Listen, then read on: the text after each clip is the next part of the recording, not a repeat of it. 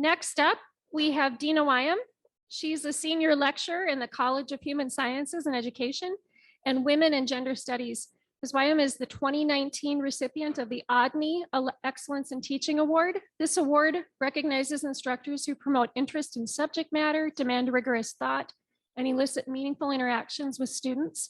And I have to say that this is probably the top coveted award on campus among the faculty because it's student nominated. And so nominations can't come from faculty or from your supervisors, they have to come from students. And so it makes the award even more special. And so that probably tells you too that, that Ms. Wyum has made quite an impression on her students. Today, she's going to talk to us about meeting our students' needs as individuals. And so please welcome Dena Wyum.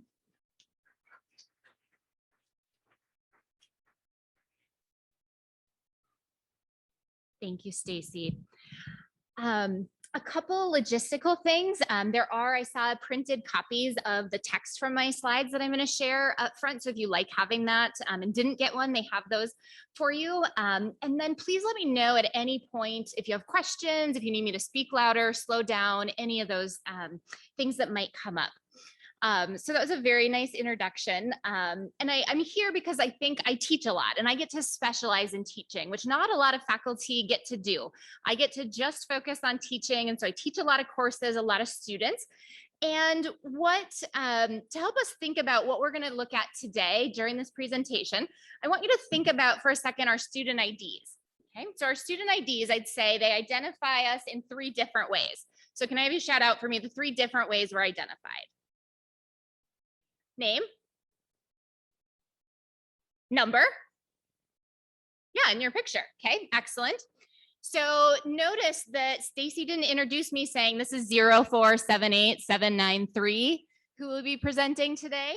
That is my number, but people want to be included. And so I want us to really think about what are ways that we can help our students feel like more than a number, okay, that they're individual, important members of our classroom. And one of the things that I want to point out is that I have not always been great at this. When I first started at NDSU, one of the very first classes I taught was a lecture with 250 students in Ascani's auditorium. And you can see it's the chairs, that there's no middle aisle. And it seats almost 400 people. And I had to stand up on the stage and teach. And I really didn't connect with students that semester. They were this mass of people out there in the audience that I was just kind of trying to pretend weren't there because I was nervous. And I knew I wasn't going to get to know all of them individually. So then it sort of felt like this, why bother trying to learn their names, that sort of mentality. But over the years, I have really tried to improve this and make sure even in large classes that people have that opportunity to feel included and involved. So what I'm going to do is share some of those tips that I have learned over the years and hope that some of them might be helpful for you. Just an outline of what we're going to do today. I'm going to start with a reflection activity because I want to get you guys engaged a little bit. And then I broke it into kind of 4 other broad categories of ways that I try and make sure students are valued.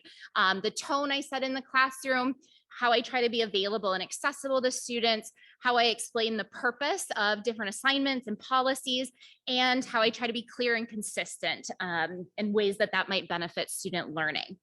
So reflection activity, what I want to know from you is if you can think of a teacher that helped you feel you were an important part of their class. And you can think about early childhood education all the way through now, people that you might be working with in your graduate programs at NDSU. And then what did that teacher do that made you feel that way? So what I often do in a classroom is have people think or write on their own. If I'm in the classroom, I might hand out note cards or something to have people jot out an idea. You don't have to write it if you don't want to or type it. But I'm going to have you do it on your own for about 30 seconds. You're probably already thinking about it.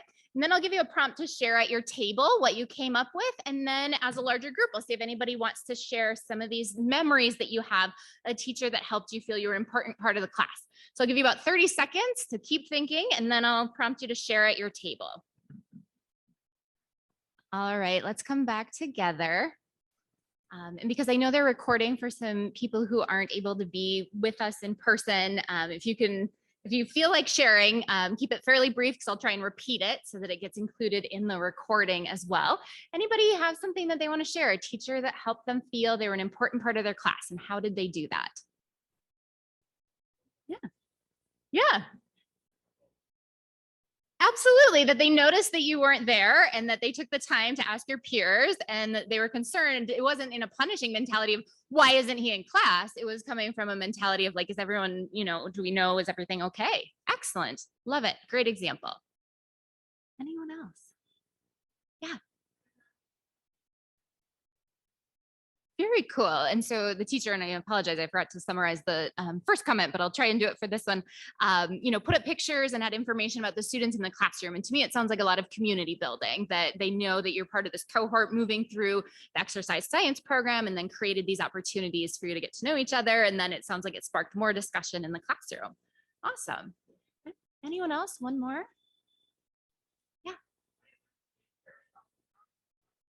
Yes, comments on papers. That is, sorry, yes, that they read it. That's something that's, I think, an important piece, that when we use vague, thoughtful insight, that doesn't really show that they read it, referencing something that I really appreciated how you researched this topic and provided that information, then that they took the time to look at that. Excellent, great example. So I wanted to do this activity just to help us think about, examples we've seen that we maybe want to model in our own classrooms, but also to point out that this is one of the ways that I try and help students feel important as individuals, is asking them for their contributions, that there is so much experience, insight, thoughts, and ideas that students have that they can contribute to, and we can all learn from that. So I think this is part of creating a classroom where people feel valued, that student voices are valued, is giving these opportunities for their input. So I'm going to start moving through a little bit more kind of list things with some examples of different things that I've found can be helpful. Hopefully, one or two of them seems like something that might benefit you and your students this semester or another semester. I think a lot about the tone that I'm trying to set. And so I always envision that there's a student in my class who's taking their very first class at NDSU. It doesn't matter what class I'm teaching, if it's face-to-face, if it's online. I want to make sure that they feel welcomed and that they don't feel like they're already behind. So a couple examples, I send a welcome announcement on Blackboard and an email before class starts saying like, thanks, you're enrolled in this class. Because sometimes students are a little bit unsure about, well, I think I'm enrolled in this in Campus Connection, but I haven't seen it on Blackboard, that type of thing. So I want them to know that yes, you're enrolled, you're on my roster. And I include in that announcement a link to the building that our classroom is meeting in if it's face-to-face, because I think seeing that image of the building, then if they're out looking for that classroom on day one, they have a little bit of reassurance that, okay, yeah, I'm headed in the right direction. Or these pages with the buildings at NDSU also have links where you can click on directions to it, so they can do that. So trying to make them feel welcome that way. An example of something that I learned from a mistake was, this is an old announcement that I used to use when students needed to bring what I called bubble sheets. So I had on my announcement that people should bring bubble sheets. Guess what? Not everyone calls them bubble sheets. Okay, they're also sometimes called scantrons or op scans. Some of you might still be going, I still don't know what she's talking about. So then I started including an image. And then usually once people see the image, they go, oh, okay, I know what those are. And then I included information about where to get them at the bookstore.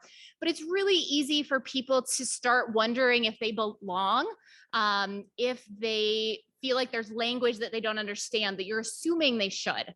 So, when we use acronyms for buildings, sometimes that can be confusing for students. So trying to spell things out and just setting that welcoming tone of, it's okay. And if you don't know, it's okay to ask questions, but also trying to eliminate some of that confusion for them at the beginning, I think can be really helpful. I do learn student names in classes with about 40 students or less. The method that I've been using isn't very COVID friendly. And so I haven't figured out exactly how I'm going to do it this year, but what I have done in the past is just use name signs. And what I had them do in the past was they had to get their name sign from me at the beginning of class when they came in, and then they had to give it back to me at the end. And so I had 2 opportunities to get that name sign from them, as well as during the class period when I'm teaching, I could look out and see all of their names. And then it usually took me about 3 weeks to learn approximately 40 student names. But like I said, with that initial example with our student IDs, I think it goes a long way. And I have students write their preferred name on this. So whatever name they prefer to go by. And that is what I will use for the rest of the semester so that they don't have to, be called something that isn't what they prefer or, what Campus Connection has, that whatever they like to go by.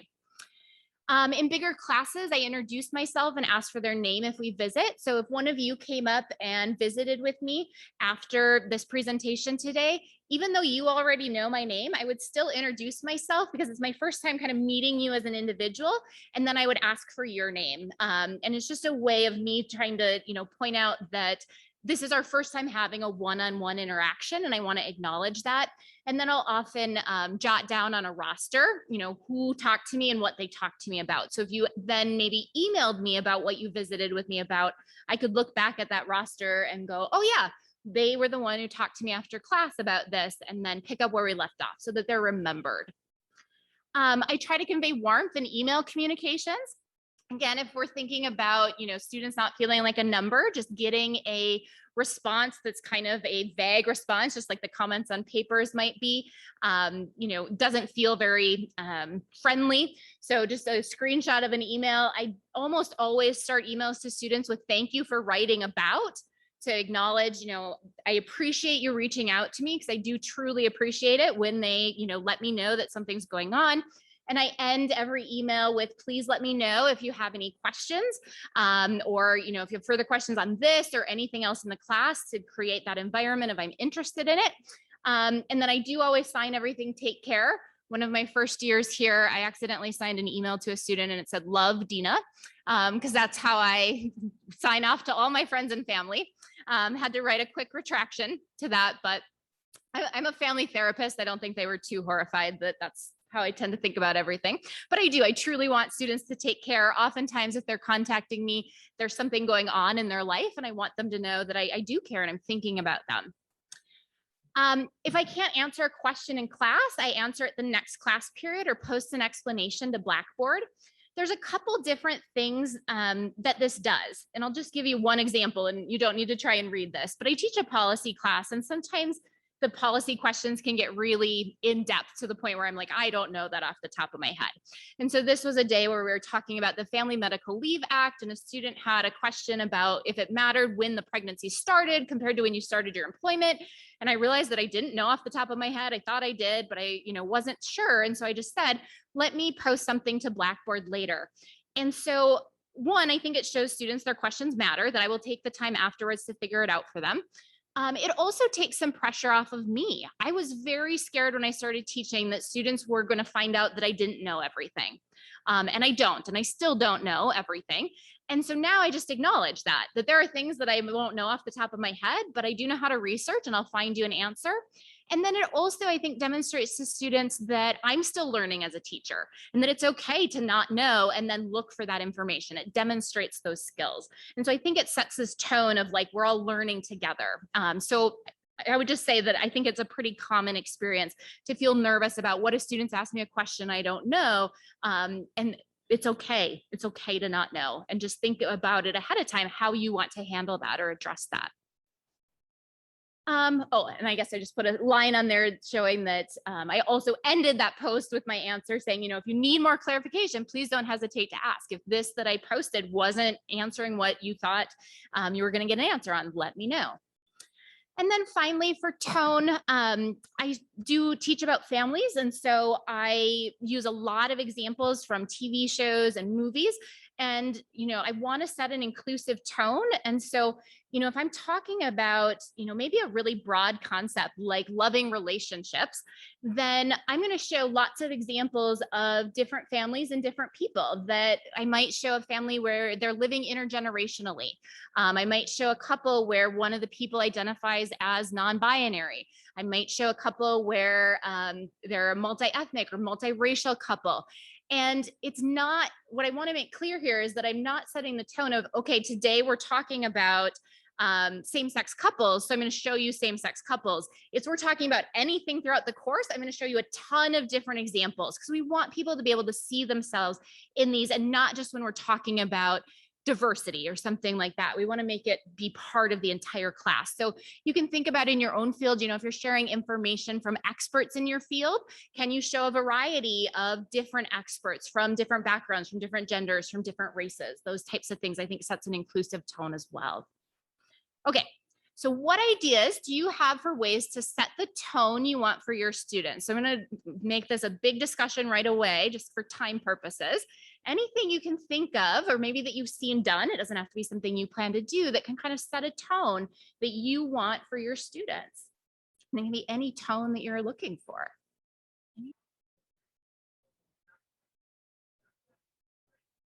Absolutely. Starting off with a joke to lighten the tone. So setting that we can have fun in this class sort of in tone, that this isn't something where it's just all serious all the time. Excellent.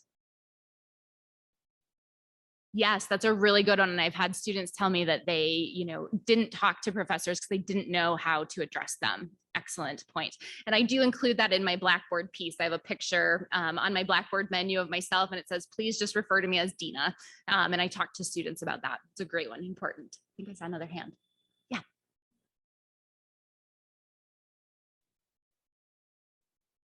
Yeah, absolutely. Setting some ground rules. And I think, you know, we've always had classroom management things, but particularly in the last year with COVID, we've had a lot more classroom management things to think about related to masks and those types of things. And so setting that expectation early on can be really helpful for students so they know what, you know, what's expected of them. Excellent. Okay, so I have 3 more categories of just some ideas and some examples. Again, hopefully something stands out as potentially helpful to you. I try to be really available and accessible to students. And so I'm always early to things, and I always make my schedule so I can stay late. So if someone wants to talk to me after class, they have that option too, if it works for them. I have my regular office hours, but I also use an appointment sign-up calendar that syncs with my own calendar, my personal calendar, so that basically I can just show students all the times that I'm available during a week, and they can schedule an appointment at any time. This is a paid platform, so I wouldn't recommend this for you, but basically students can click on a link in my Blackboard or on the syllabus and get to this at any time. So if my, 2 hours of office hours don't work for them, they can see the rest of my availability for the coming week and pick a time, make an appointment right there. When I was looking, because I wanted to give you an example of something that might be more usable for you, if you have a need to meet with a lot of students, whether it be like just for general questions, or maybe you're in the English department and you do a lot of writing conferences or meetings that way, this can eliminate a lot of back and forth. So Calendly was one that had a free option listed. And I think it just eliminates some of that struggle for students, that when we think about them as individuals and that they have busy and complicated lives, that then this says, I'm giving you all of my time that is free that you can choose from. I respond to all emails within 24 hours, Monday through Friday. This is not an expectation that everyone has to or should do this, but this is something that I do prioritize. I think it really helps students to be able to get those quick answers. And it also helps them know, if they don't hear back from you within 24 hours, then that means that maybe their email didn't go out of their sent folder, or I didn't get it, or something like that, that they have this expectation, kind of like those ground rules that were just mentioned of, okay, I know that if I haven't heard back within 24 hours, that means that I should ask again, is what I tell them. In explaining purpose, I actually noticed that this was on Dr. Platt's slides talking about what she had of their, thinking about explaining things. And so I'll just give you a few examples of how I try and do that for students. I try and explain that my policies are made with students' best interest in mind. A few years ago, I decided to start breaking up my classroom so that there was a section where people could be on computers and tablets, and then a section where people couldn't. And initially, a lot of my colleagues said, that's crazy, students are going to hate it. How are you going to enforce that? And what I did is I just went into the classroom and told students that there are some students that are distracted when they're sitting behind someone who's on their computer and they're having to see, other things happening. And so it impacts their learning. So what I'm doing in this classroom is making an area where there's a distraction-free zone where people who are distracted can sit. Doesn't mean people who, want to use their laptops and tablets can't. We just have a separate section for them so that those people who are distracted, have this section that's free. And I've never had any pushback from it because I explained to students, here's why I'm doing it. And it didn't bother anyone at all. And so I think explaining the why behind a lot of decisions and helping students recognize their classmates as individuals too, that I have family that can, have the TV going and the radio on and be reading. I need it quiet when I read, okay? And so recognizing that other individuals have different needs. And so helping those in the classroom recognize that that might be a distraction for others. I also explain the purpose of course assignments and my choices for how they're designed. And if you haven't heard of it, the TILT organization, Transparency in Learning and Teaching in Higher Ed, I really like the work they do because it's really about making information accessible for everyone. And so the thing that I've adopted from them is when I create assignments in one of my classes, I use these three prompts or headings might be a better term, for the different sections that I explain the purpose of the assignment. I explain the task, here's what you need to do, and then here's what you need to do to earn an A, like here's the expectations. And so I think this, explaining the purpose right away can help students connect. That this example that I have up here is about helping students evaluate whether or not government websites are user-friendly or not. So then a student can think about themselves as an individual. I teach social work students, so they might be thinking about, oh yeah, I might be helping a client navigate that, or I'm teaching people who might work in assisted living centers. And so then they're thinking about it from their individual perspective of, oh, I'm going to be working with older adults. And so I might, need to help them navigate some of these websites for different benefits they receive. And so starting with that purpose, I think can help. And then one other quick example of purpose is in that same policy class, I have students only do written responses for their tests. And so they're either writing short answer or essay responses. And again, people were like, oh, you're going to get so much pushback from students for that. And what I explained to students is that in this class, I don't need them to memorize the names of legislators and dates that policies were passed. They can Google that. What I need them to be able to do is demonstrate to me that they can explain what these policies mean or how something might be interpreted. And so I need that writing from them. And so to try and make this easier for them when they're in the classroom on test days, I have in the syllabus that they have an option to bring a laptop to type their answers on, that if writing it out in the classroom isn't going to work for them, they can bring a laptop. And then I included a note saying, if you don't have a laptop, you can get one from our IT department. And it was a way of, explaining that this is my purpose, that I need you to write this way because it's how I can assess your learning, but I'm going to try and make it as easy as possible for all of you. If you prefer to write it by hand, if you prefer to be on a laptop. And then I inadvertently learned another distraction issue is that some of the students in the class then were distracted by the other students typing. Whether they were using laptops or not, they're hearing the click, click, click while they're trying to test. And so then I went and bought a big jug of earplugs and brought earplugs along. And so this is something, it's not that you need to buy earplugs for your students, but if you have students, tell them that it's okay to bring earplugs if they're distracted, in an in-person testing environment, that, headphones probably not, just because there's potential for cheating there, but foam earplugs, just to give people that ability to kind of tune out some of that other stuff and really focus. So there's a lot, I think, of just paying attention to what's going on in the classroom around you and finding if there's ways that you can adapt that.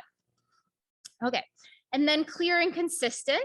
That I always want to make sure that students know what's expected of them and have some ability to predict what's going to happen when they come into my classroom.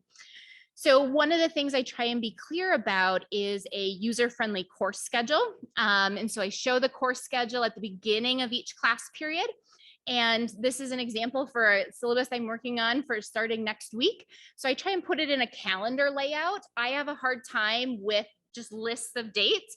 And so I found that it's easier for me to do a calendar layout. This is a class that meets on Tuesdays and Thursdays, and then their items are due on Mondays. So I have them set out that way so that they can hopefully see, you know, the Tuesdays and Thursday class topics and the Monday due dates. And then if they came into class next Thursday, for example, I have a box around the day that we're at. So you can see, okay, this is what we're covering today.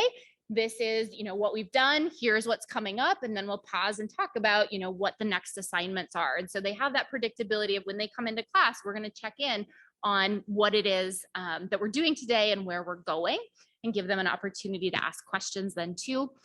In some of my online classes, I've created more of a checklist format. You can see my little column there with the completed with a check mark, that sometimes students have a harder time remembering or navigating all of the different things they need to do kind of on their own or self-directed in an online class. So some of them have appreciated a checklist.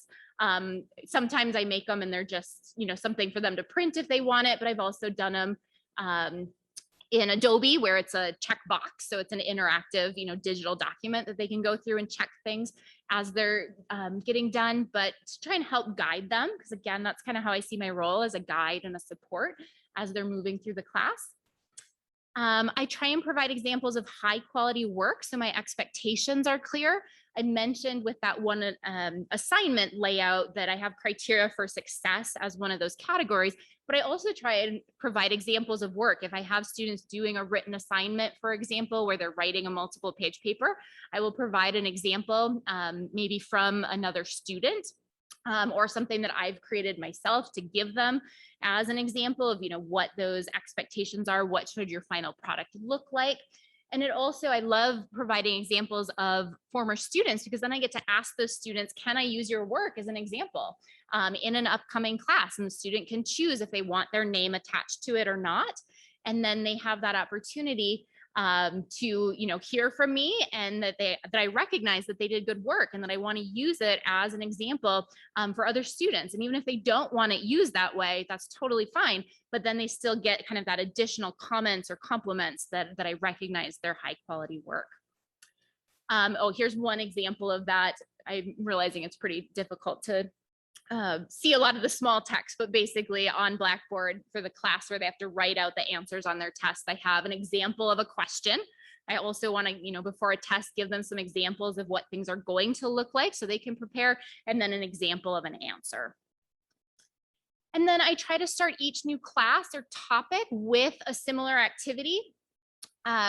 This example, I almost always start with a review of some kind in my classes. Doesn't matter what topic, you know, we're covering in the class. We're going to start the class period with a review of what we have talked about.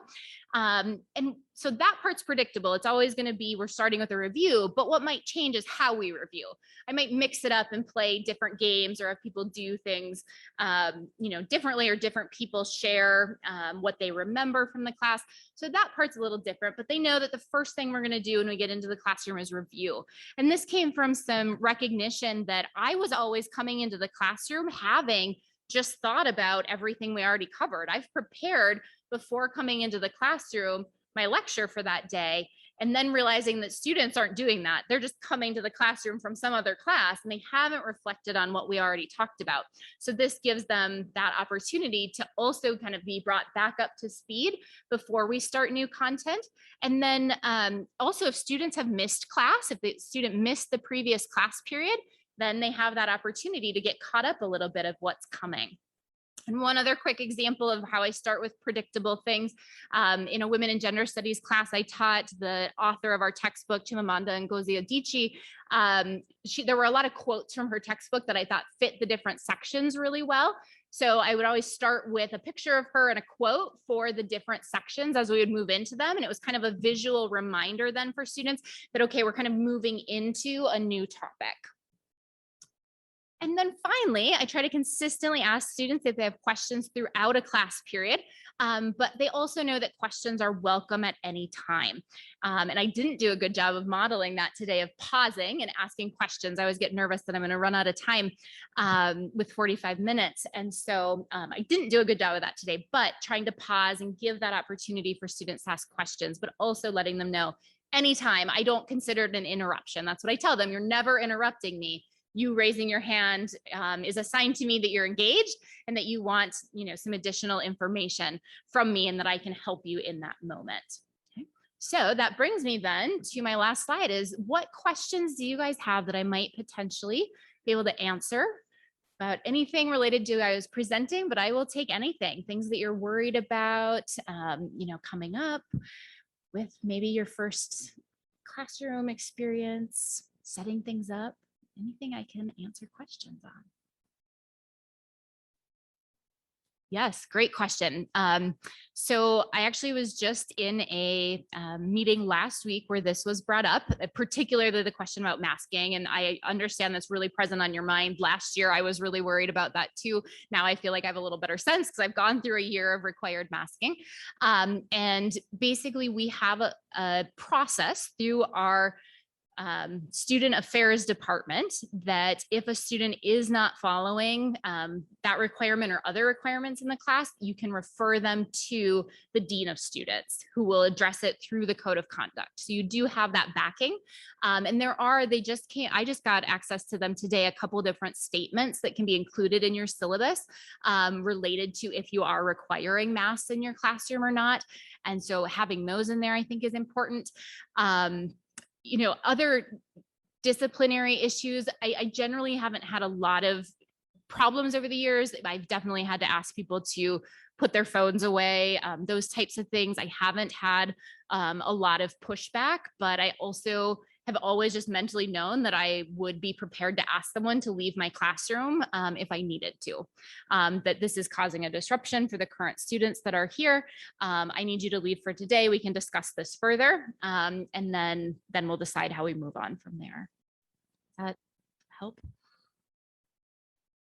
So yeah, I would definitely look to your department heads for some guidance on that mask language for your syllabus. And then that information about the dean of students is something that you can certainly email me. You have my email on those slides that were handed out, or we can help you get that so you know what to do. So I think oftentimes it's just knowing that we have a plan in place that helps reduce some of that fear. Yeah. I think that's such an important piece. And I don't have the language in front of me, but there was a sentence that I started using a couple of years ago. It kind of came when I was writing an email, and then I started using it in some other emails that I would tell students, I recognize that your grade is not always a reflection of your capabilities or your interest and dedication to this class. And so it was a way, like when students were telling me that they wanted to, do extra work at the end to improve their grade, which wasn't an option at that time, I would say, I recognize that, this grade to you feels like it's about your value, right? I mean, it feels like I have failed or I have gotten a D and that I, am incompetent, all of those types of messages. But I try to reinforce to them then that, that I know that life and all sorts of other things come into play, or the way that I wrote test questions didn't work well for them to demonstrate their knowledge. But that example that I'm giving is really on the back end of, they're coming to me at the end. I don't think that I've done much at the beginning of the class to kind of set that tone. So that makes me think about tone. Anybody else have ideas for how you set the tone for grades, not being, yeah, they're important, but they're not the end all be all. Is that kind of the tone? Yeah. Right. Yeah. Very demoralizing that they, and I'm assuming that the person probably was trying to do it in an encouraging way of like, I know that, or I expected these capabilities from you or something, but instead it feels this very like, if you're already trying your hardest and then they're saying you didn't meet this, that feels very demoralizing. So yeah, how we talk to students about those things, I think is really important, how we frame things. I do allow students to drop a low test score in my class. And I do talk about that in the sense that the reason that I have this dropping a low test score policy is that almost all the time it's students' first test that they have their lowest grade on. And it's because they're getting used to how I test and how I write those questions. And so it's not always a reflection of their knowledge. So I try and talk about that, those scores are something that, don't define you. We can drop that one and use the average of the other tests. Yeah. Excellent. And I think that really goes to that tone of, not being, I'm the teacher up here and you're the students down here, which is how that first classroom I taught in felt like, because I was up on a stage and they were down here. This a little bit more, we're all humans. And yes, I do have some things. I always think, there's content that I am being paid to help you learn. And so I have a responsibility to help you learn this content, and I have to have some standards and meet some expectations for the university. But at the same time, I can find ways to be, flexible and meet people's needs depending on where they are. Excellent. Thank you. Okay. I see we're at lunchtime, so it feels important for me to wrap it up at this point.